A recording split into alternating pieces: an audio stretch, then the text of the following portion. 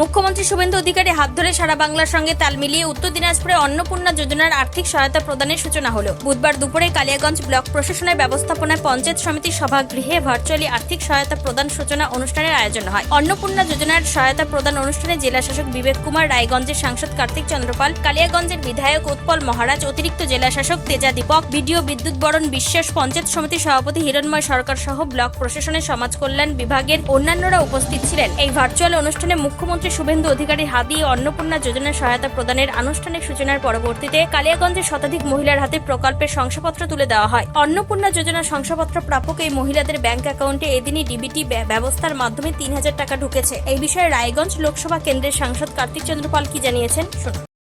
সারা রাজ্যের পাশাপাশি কালিয়াগঞ্জ ব্লক প্রশাসন জেলা প্রশাসনের উদ্যোগে অন্নপূর্ণা ভান্ডারের স্কিমের সূচনা হলো, কি বলবেন?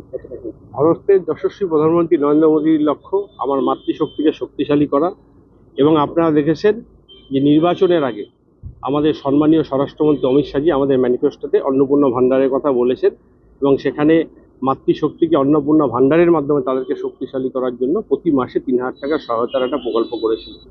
এবং পশ্চিমবঙ্গের সম্মানীয় মুখ্যমন্ত্রী তিনি ঘোষণা করেছিলেন যে ৩রা জুন আমাদের এই মাতৃশক্তির যে অন্নপূর্ণা যোজনা সেটা চালু হবে। আমাদের সম্মানীয় বিধায়ক সাহেব এখানে রয়েছেন, আমি ছিলাম, আমাদের জেলা শাসক ছিলেন, বিডিও সাহেব ছিলেন, আমরা আজকে মুখ্যমন্ত্রী সেই প্রোগ্রামে ছিলাম।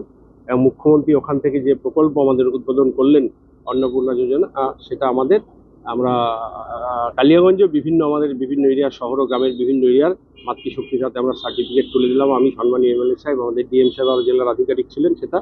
এবং আমাদের যে একটা লক্ষ্য ছিল, আমাদের একটা ডবল ইঞ্জিন সরকার যে প্রতিজ্ঞা ছিল আমার মাতৃশক্তিকে শক্তিশালী করা, সেই প্রত্যাশা বা আমাদের যে ম্যানিফেস্টো ছিল, সংকল্প ছিল, যেটা আমাদের সম্মানীয় স্বরাষ্ট্রমন্ত্রীজি ঘোষণা করেছিলেন, সেই প্রত্যাশা মানুষের পূরণ হলো।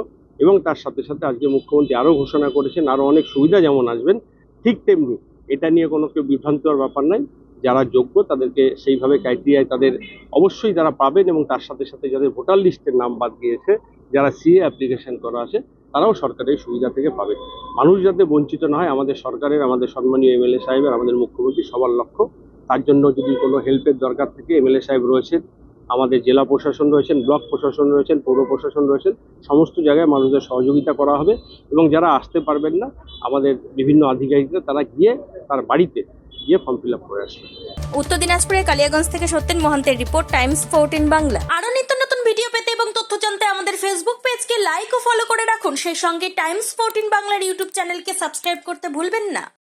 মুখের উজ্জ্বলতা হারিয়ে গেছে, স্পট পড়ে গেছে, ব্রণ ভর্তি, তাই আর দেরি না করে আজই আসুন রায়গঞ্জের চণ্ডীতলায় হেলথ প্লাস মাল্টি স্পেশালিটি ক্লিনিকে, এবং এখানে পান অভিজ্ঞ ডাক্তার দ্বারা ফ্রি স্কিন টেস্ট। আরো বিস্তারিত জানতে যোগাযোগ করুন 9674895169 এই নম্বরে।